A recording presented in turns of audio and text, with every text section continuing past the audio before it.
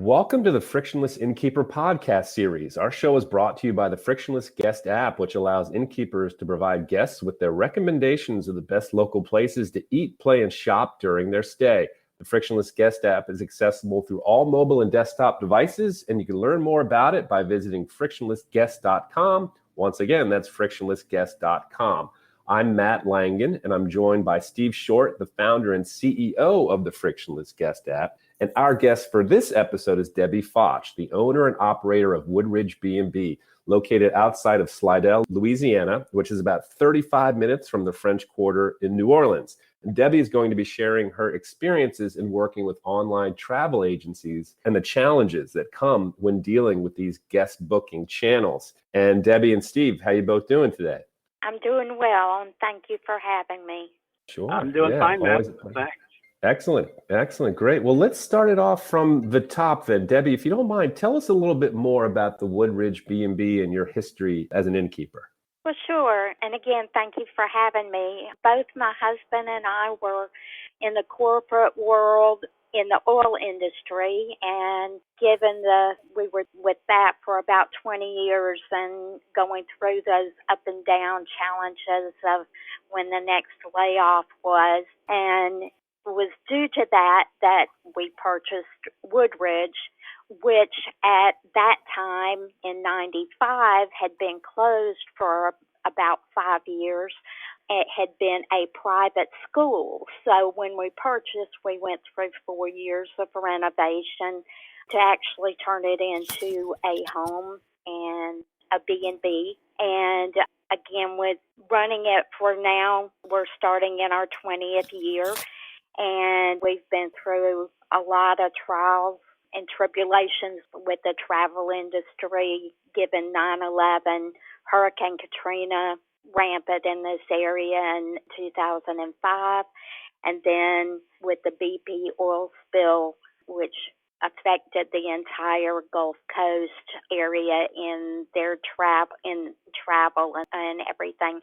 We've been through a lot trying to go through different marketing hurdles to survive. And I think that was what led us to, in part, dealing with OTAs, which is the subject here today. Perfect. That's a great segue right there, Debbi. So tell us about your experiences working with OTAs. Well, again, as I said, we've been dealing with them since, I'm going to say, day one. In fact, back in the early days, before these online travel agencies, we worked with Sabre, which was used by the travel agents. You know, you walked into the door and spoke with your travel agent on what you wanted to do, and they helped try to figure out your path on what where you would stay and all of that. And Sabre was the method that the travel agents used to actually find rooms and everything at that time. And so we started there, and then I'm going to say it was probably in the early 2000s when bedandbreakfast.com, which most people do know as like the main directory of sorts.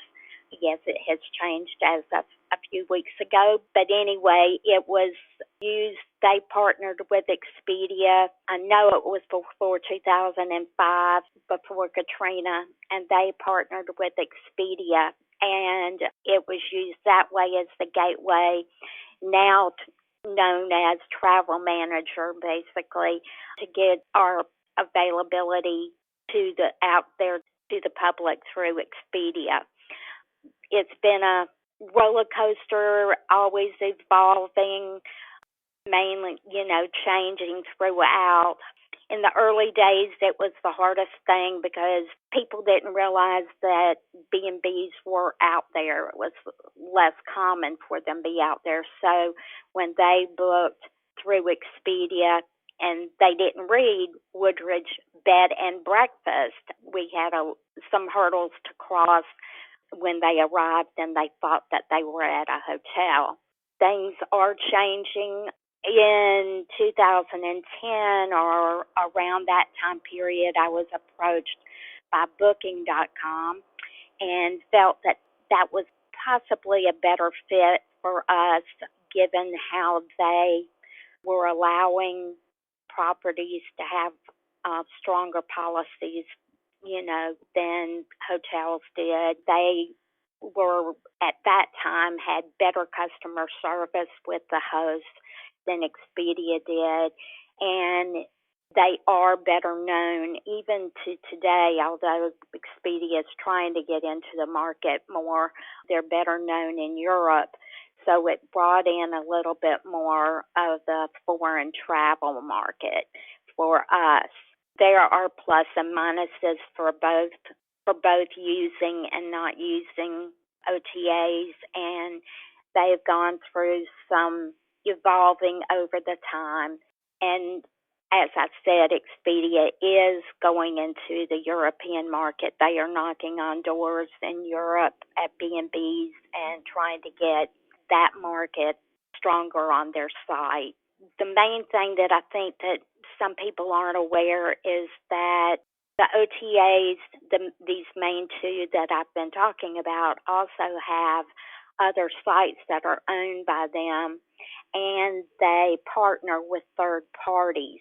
And while their main sites, like examples of Hotels.com, Trivago, Priceline, those are owned in just different marketing tools for Expedia and Booking.com.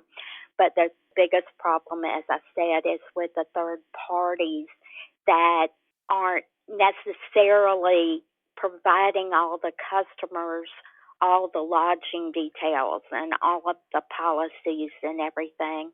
And those have been the problem for the most part when I've had a problem dealing with a customer or let's just say a booking, not necessarily a customer, a booking.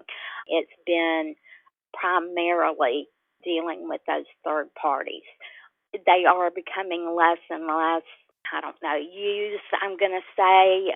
I think people have gotten wise and are using well-known names, not these third parties in the background for the most part. So that has changed as well. And given over time, we'll see more changes for sure. Steve, anything to add there? Yeah, so you're with Booking.com starting at about 2010. I think you had previously said that you had then also gone back to Expedia or maybe back and forth a few times, and then ultimately, more recently, you've decided to give it a shot without any OTA. Is that right? You want to talk about since 2010 or more recently anyway, what kind of transpired? Sure, and you are correct. I did leave Booking.com, and I did so mainly because they have changed again, and they always evolve. They're all doing that. But I did leave Booking.com with the fact that we saw more and more fraudulent bookings and bookings with bad credit cards, and I will get into that later. So I left them, went back to Expedia, and have been using them until bedandbreakfast.com was actually purchased by Expedia, and some major changes came with that. And so I left. I have currently put a pause on dealing with OTAs in that respect, and am using TripAdvisor's Trip Connect, which is a pay-per-click version of doing it yourself. And Google has now just recently changed their mechanisms, and I know you're going to be talking about that and possibly another topic at a later date. But in general, TripAdvisor has now partnered with Google, and that, along with all the OTAs, they're being shown right on your business listing with Google now. So I am trying that method just to see if I can possibly get more direct bookings by just using the pay-per-click. I am just now coming out of our very slow period, which is the summer down here in the South, our slow period. And so I'm starting to see some business going in that direction coming in from that market. So I'm going to give it just a little bit longer and see if that's the direction I need to go or if I need to go back to OTAs. And if so, it will be with Expedia. Although I hope I can do it direct, but I don't know. So when did you stop with Expedia? How long has it been that you've gone OTA-less? And talk about, obviously, direct bookings. Talk about maybe the typical structure of commission structure that Expedia or whoever, what kind of average, how that works, but also why. I understand that's obviously a motivation. You'd rather book directly and keep the money, but talk about some of the other reasons that maybe were even more important as to why you decided to try to go without the OTAs. Well, of course, every business would love to be able to do it direct and without third parties getting a nibble of your money. And of course, so that is what my efforts are, and I'm sure that everyone else is. The basic commission rate for OTAs is 15%. I know that is the booking.com, and if you are processing your own payments through Expedia, it's at 15%. If Expedia is taking the funds for you, it goes up to 18% for that because they're doing your processing. You have to always remember that no matter what you're if you're processing the card, there's those commissions or fees as well. So, nothing is free. So you've just got to consider that in the mix. And then with one way that Expedia provides you with two different avenues to collect your money from them. One is by sending an invoice, which takes up to 30 days once the guest has stayed. So that's an additional 30 days wait for your money on a service that you have provided already, and they just are holding your money. The other way is by virtual credit card. So you're paying them 18% commission, and then you get the virtual credit card that's an Expedia credit card, so to speak, and you process to get your money from that particular booking. And so there you go. You've got your processing fees through that. So that really pushes it up, let's just say, to 20%, just give or take 20%, depending on what your processing fees are. So, yeah, there are costs involved in dealing, in using OTAs. On the plus side, they're doing your marketing for you. And they're getting your name, your business out there to areas to people that may have never seen your business. Now, with me being in small town USA, yes, close to New Orleans, but if people are looking for New Orleans in a generic search, it's going to be quite impossible for them to see me. Google is not going to show my B&B when there's 50 plus B&Bs in New Orleans. I'm not going to show. So this is an avenue where my business can be seen for people that are searching New Orleans. Yeah, it falls in the mix, but give or take, timing shown better there. So I do have a little bit more of an opportunity to grab people that would have not known I was here by using the OTAs. So yes, their marketing is worth it. We have to think back with the old travel agents. I remember, when we first started out about 20 years ago, they were asking for at least 10% commission, some of them more. So given that this is out there for the world to see. People don't have to go to a travel agent to find it. They're searching. That 15% is pretty standard, and you've got to choose. It's everybody's business to choose whether or not that is worth the money or not. And what about some of the other problems that you encountered? So really, I think it sounds like if it were just commission, then you would say, okay, I'm willing to pay the commission for getting marketed and getting bookings. Yeah, there's some downsides, but it's workable.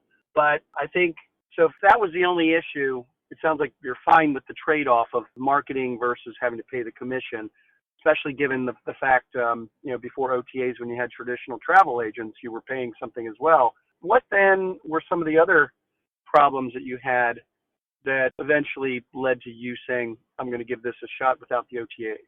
Well, I think I mentioned it in brief before that I started seeing a lot more with the credit card issues. People were putting in bad credit cards, or they wanted to hold the room, but they didn't want to pay for it, so to speak. So they used a card that they thought, okay, this will hold the room, but they're not going to, be able to grab any money from it.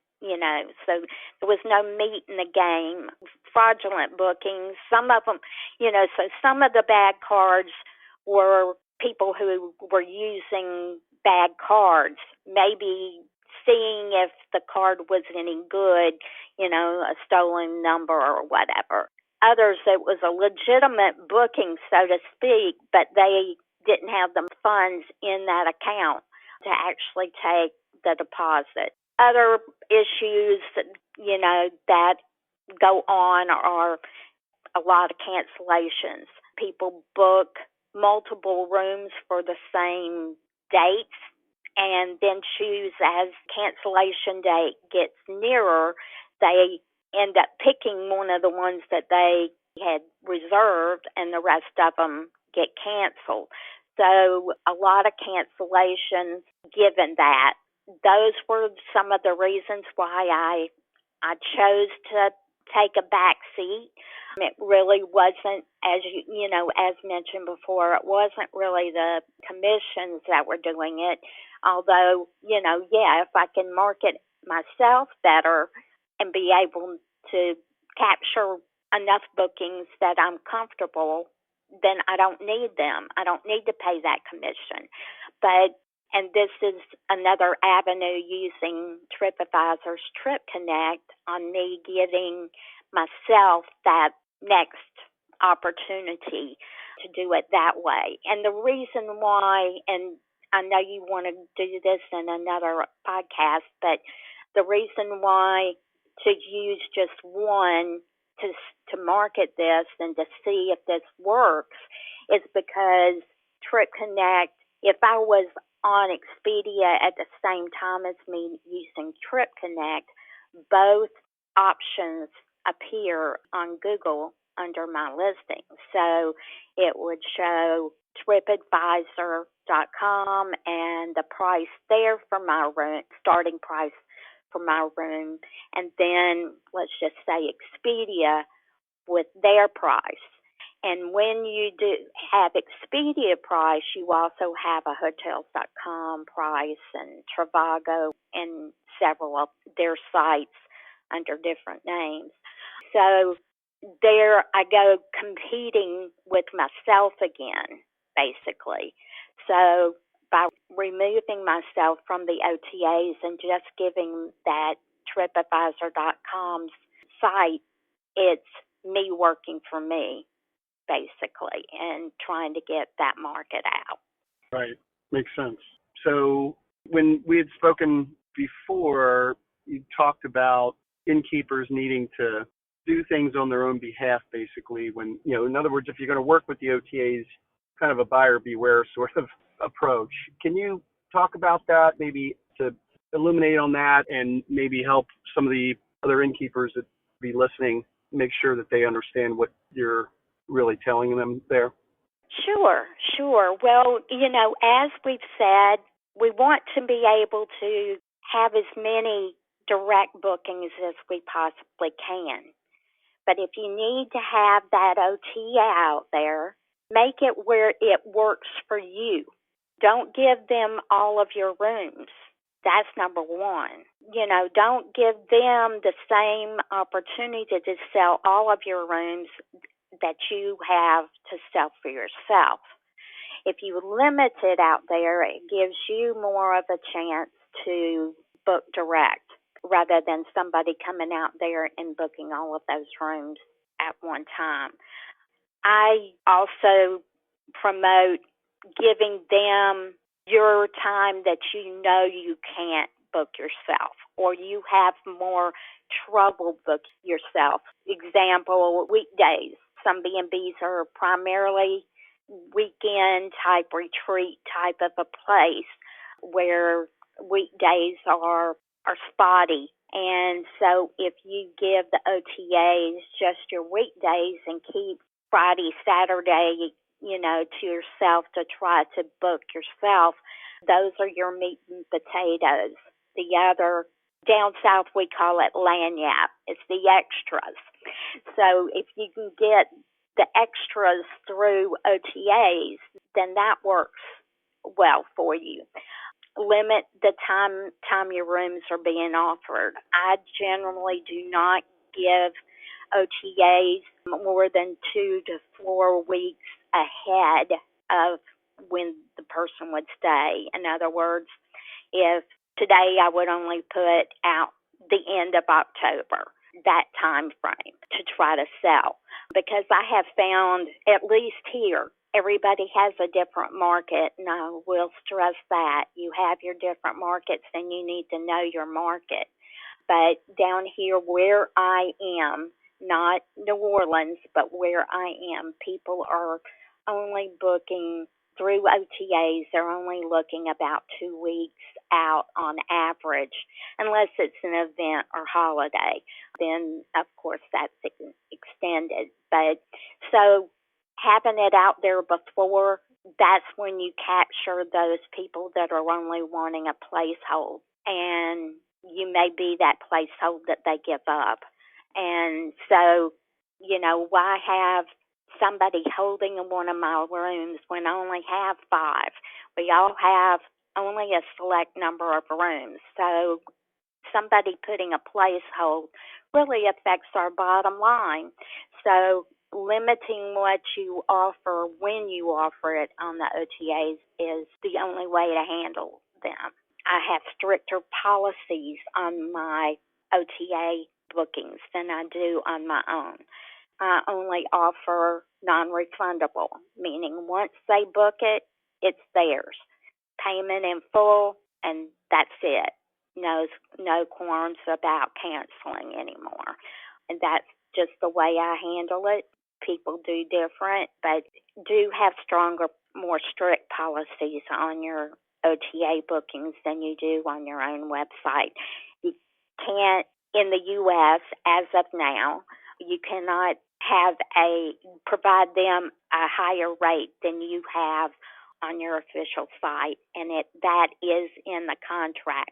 So they can dissolve your contract with them and not allow you to use them at all if you do not provide them with the same price or a better price than you have on your own marketing tools that you do. You can't offer, if you work with multiple OTAs, you can't offer one OTA a different price than you do another. That's just the way it is here in the U.S. I know in some markets in Europe, their laws have been changed to give those differences, but here in the U.S., that's not the case. And then hold off on giving dates for events and holidays.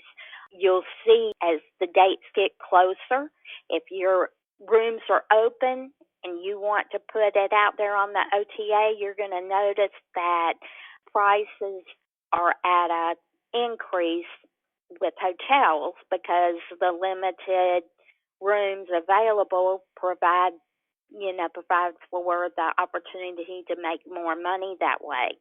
At that point, if you do, you can always put it out there at a higher price. Of course, put it on your own website, your own marketing at the higher price too. So OTAs are good for that purpose too, just to see what the markets are going on in other areas, even if you don't use them yourself. And then the other way that I have been making it work better for me is that I do not use the same room names as I do for myself. Meaning, let's just say I have a king room. For me, that is the rose room, and then it states that it's a king size bed. But for the OTA, I just call it the king room. And the reason why is that it shows a distinction between the OTA and myself. And I have seen where some innkeepers use that type of a way to actually make a difference in their pricing, because it's not totally comparable, because the OTA doesn't associate it as the same room. So that's a few ways to work on your own behalf. Of course, some of these make it more difficult to do if you're using a channel manager to provide your availability to the OTAs. Most of these things work better if you're doing it manually. That makes sense, although I guess that means it's more time spent having to keep up with that, stay on top of it and adjust things. But I guess at the same time, it probably tunes you in better to, like you say, what you can tweak things and you're keeping an eye on it, as well as the market possibly, like around the holidays and events and that sort of thing. So it probably helps you by having to stay on top of things manually. It probably helps you understand your demand and the rest of the market at times, I would think. Yes, exactly. Matt, you got anything? No, I think we've covered off on a lot today, Debbie. Really appreciate your insights. And I know we're certainly going to do a future podcast with you about dealing with Google. But before we sign off today, is there anything else you'd like to add? Anything we may have missed? Well, one thing that we said is how could we improve the interaction with our guests? And that was one of the topics. And that is, I'm going to say, the biggest challenge for innkeepers, because they do limit the information that we get for the guest. And that is one of our biggest differences between hotels and B&Bs, is that we like to know our guests a little bit. We like to have more interaction. And that has been a stumbler for a lot of innkeepers to use OTAs, is that they don't get that pre-visit, so to speak, with the guests. And there's not that much currently that we can do about that. The only mechanism that we have, we usually get a phone number, and then through the OTAs we can use their inner system email addressing. So we don't get the email addresses anymore. We have to go through their inner company email system, how they work it, and that's how we communicate. The problem with dealing with that is that a lot of guests do not provide email addresses that they commonly use. They don't want to get bombarded with emails all the time from different hotels or whatnot that they do business, that they're going to visit. So they use a trash email account. The downside on that is that they don't get all of our welcome email with all of our information, telling them what time they can check in, etc. So they miss that opportunity. Yes, we miss the opportunity of knowing, do they have any food allergies that they wouldn't be able to eat a certain dish that we make or whatever. So the challenge there is to constantly keep sending feedback to the OTA. They are learning. Expedia is really grasping in all aspects, trying to be all accommodations for all. So they're learning slowly that different types of accommodations need to be able to have different information and share different information. They are learning that, but it's very slow. So we just need to constantly send that message to the OTAs that this is needed and why. This is the reason why people choose a B&B over a hotel, is because of our interaction. So they just need to learn that, and it's going to be a while, but I'm hoping that they will evolve in the future. So, we can only do what we can do and get the word out. Makes sense that you're limited in terms of the interaction, but at least that's seems like a positive thing that, Expedia's realizing it, that sure, they want to be the go-between at all times, but they also, because they want the guest to always book through them, and they don't want you to kind of go around them, but at the same time, they realize, well, they need to get more guest information to you in order to improve the guest experience, because that's going to reflect on them, I would think, or at least make guests maybe a little more wary of the fact that, well, if I'm going through this OTA and they're the in-between and I can't communicate with my B&B or vice versa, then that's not really providing a whole lot of value. So it makes sense to me. Yes, and it is true. I mean, I think that there's a reason more so behind the method to their madness of going this intercompany, I'm going to say, emailing system, and that is that many places have used email to say, why don't you cancel your reservation through them and book direct with me?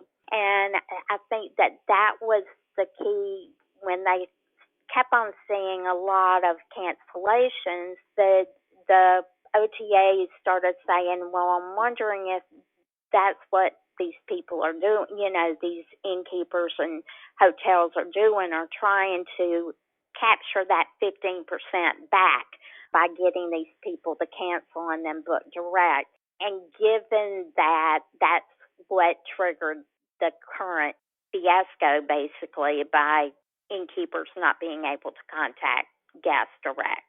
Yeah, makes sense. Well, great. Excellent. A lot of good information. We really appreciate that. Yeah, perfect. And thank you for bringing that up there, Debbie, there at the end. That's really a critical point here for this podcast. And before we sign off, actually, to both of you, anything else to add? This has been a highly detailed and very insightful podcast interview today. Debbie, you good? Well, I can just say in general that, every innkeeper just needs to sit back. What's good for one is not necessarily good for the other. That's what makes us all independent and unique in our own ways. OTAs are not for everybody, but it does provide that avenue if you do need and want additional business. Perfect. Makes sense. Makes sense, right? Yeah, absolutely. And yeah, what a great way to end this podcast interview, on those parting shots right there. And for all of our listeners, you just heard an exclusive Frictionless Innkeeper podcast interview with Debbie Fotsh, the owner and operator of Woodridge B&B, located outside of Slidell, Louisiana, which is about 35 minutes from the New Orleans French Quarter. And as you heard, Debbie was kind enough to share her insights into working with OTAs and the challenges that come with dealing with these guest booking channels.